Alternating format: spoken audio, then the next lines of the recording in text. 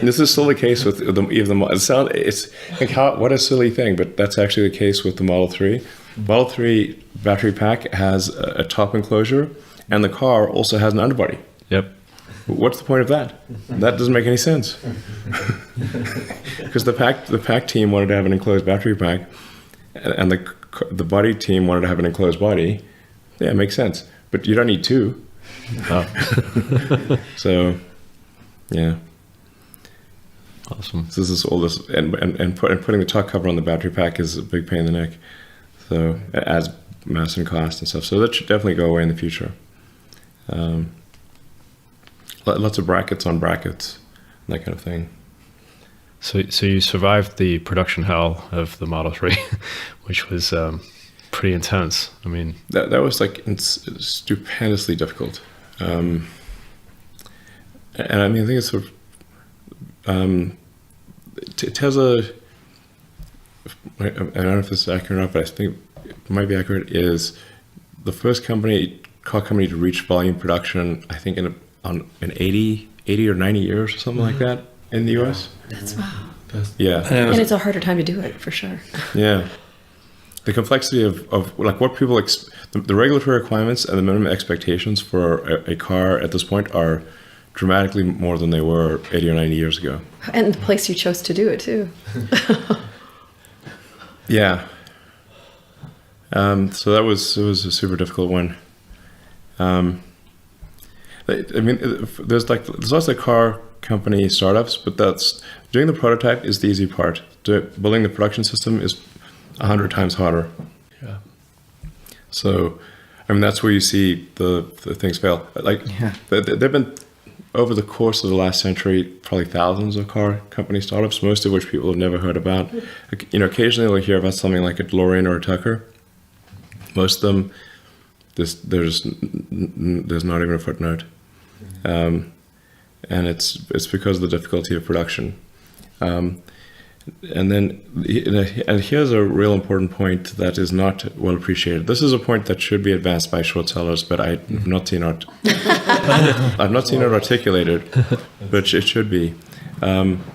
The incumbent car companies make most of their money from selling spare parts to their existing fleet at high margins. And they'll sell the new cars either at de facto zero margin or even at a loss. It's kind of like printers and cartridges or razors and blades. You sell the razor at a loss, sell the blades at a profit, sell the printer at a loss, sell a cartridge at a profit, or video game consoles. The actual cost of, say, an Xbox is $600, but you can buy it for $300 or $400 because they make it up in the games that are bought. Yeah. So so if you're a new company, you do not have a fleet. So you have no fleet with which to subsidize the sale of your new cars. This is the primary reason there has not been a successful car company startup in the United States. This is the primary reason. Because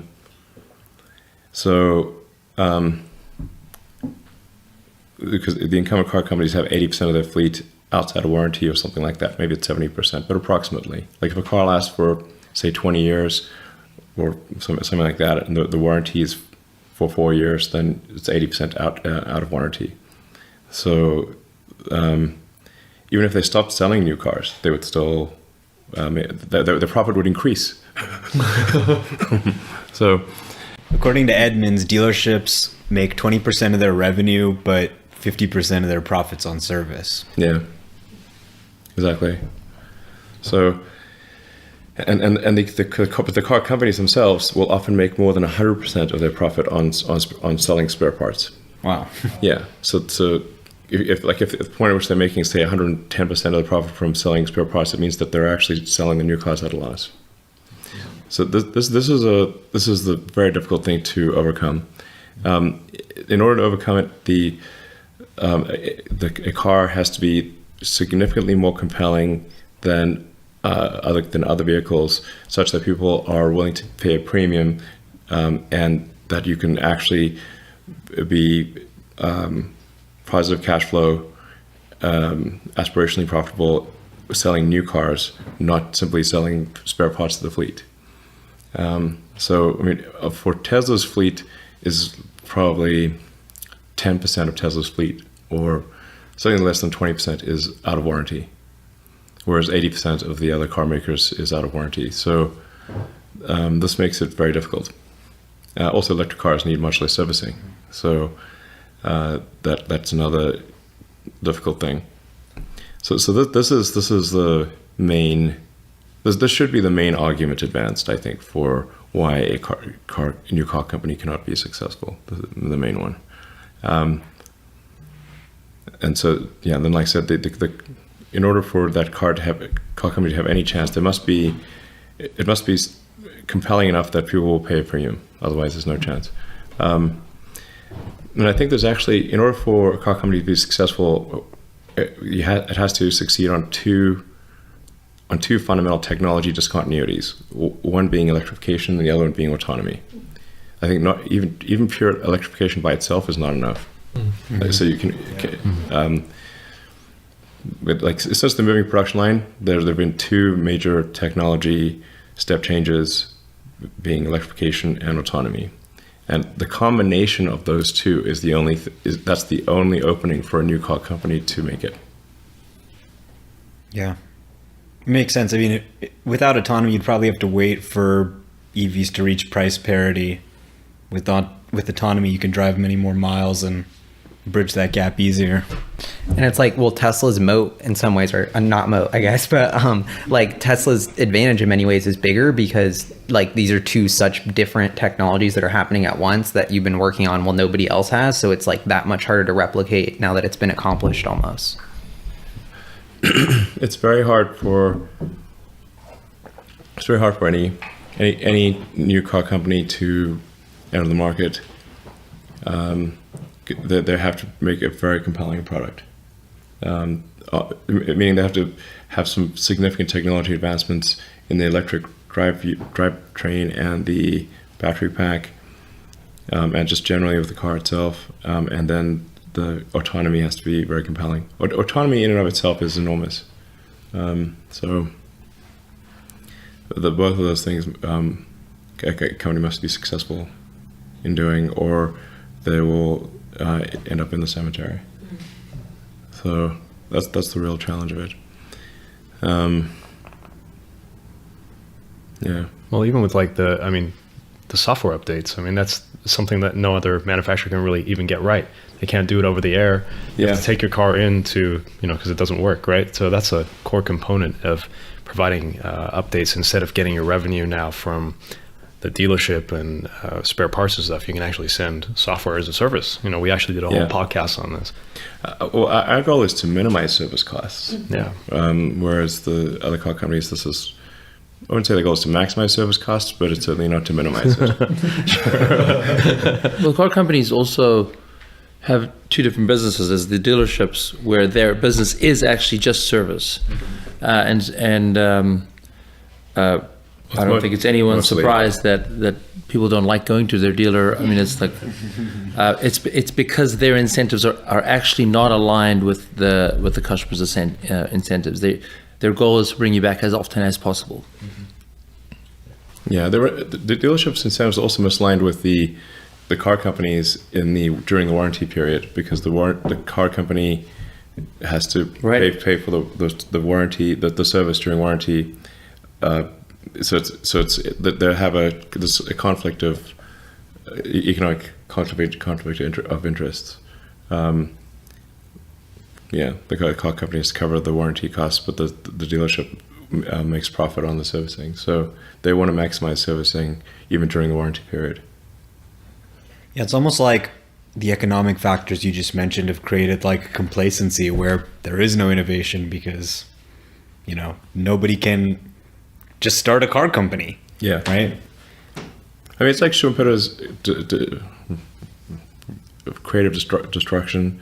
There's like innovation tends to come from new entrants to an industry. So if an industry has formed an oligopoly or something like that, then the forcing function is weak for innovation, because innovation tends to come from new entrants.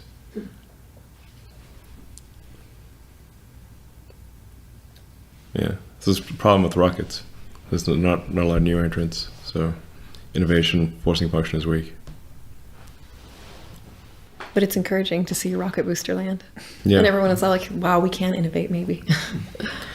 Yeah, it's actually been surprising how little innovation there's been on and despite SpaceX showing reusable rockets, landing and reflying these rockets many times, and we're like, come on, just copy it or something. Same with Tesla. I mean, yeah. Tech works. Just do the same thing. Didn't like Chinese space companies started putting grid fins on their rockets?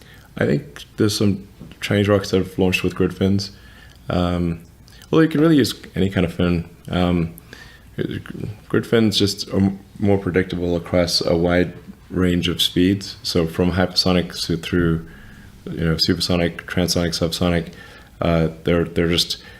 it's quite easy to predict the behavior of a grid fin, and the center of pressure of a grid fin doesn't change that much. Whereas if you have a fin like a wing-looking thing, that you'll see quite a big change in where the center of pressure is across a wide Mach regime. Yeah, either one would work. The shuttle didn't have grid fins. What do you think about Rocket Lab's approach of trying to use a helicopter to recover the first stage? I think that's going to be harder than it seems. Yeah, I think so. But their booster is quite small. So the issue with helicopters is you run into a max load problem.